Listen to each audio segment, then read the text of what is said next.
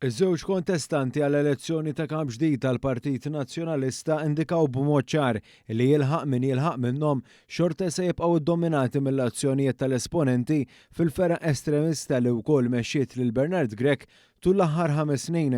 Dan ħareġ b'mod ċar quddiem id-domandi ta' One News it-tlieta filgħodu kif Alex Borch u Adrian Delija marru d-dar ċentrali biex jitfgħu n-nomina individwali tagħhom b'mod uffiċjali.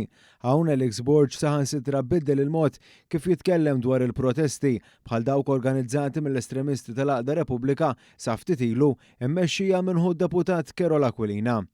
Fil-waqt li ftit ta' xhur ilu Borch kien qal li ma jaqbilx mal-protesti bil-borom b'referenza l-aħħar protesta quddiem il-bini tal-Parlament, issa qallilna li jekk ikun mistieden il-Partit Nazzjonalista li ilu se jsebuh hemm fil-protesti tal-Għaqda Repubblika kemm il-darba jiġi approvat bħala kap ġdid. Il-Partit Nazzjonalista jekk hemm kwistjonijiet illi huma t'interess nazzjonali, nattendi f'kull protesta.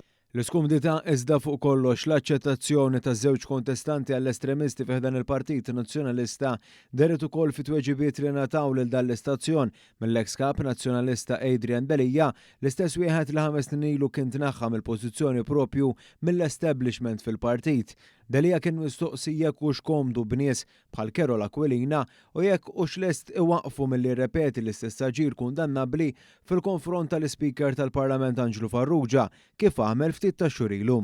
Madankollu hawn Delija għażel li jiżgiċċa mid-domanda speċifika li dan l-istazzjon għamillu fuq Aquilina. Sejtek fuq membru parlamentari jew li il-Partit Nazzjonalista irid jara illi ikun embracing mhux tiġibni Dr. Delija. għal kulħadd. U mifhum li żewġ kandidati għandhom figuri ewlenin li mexxew lil Bernard Grech fl-aħħar snin, fosthom nies li jenu wkoll lil Simon Busuttil biex l-estremisti baqgħu jaħkmu lill Partit Nazzjonalista.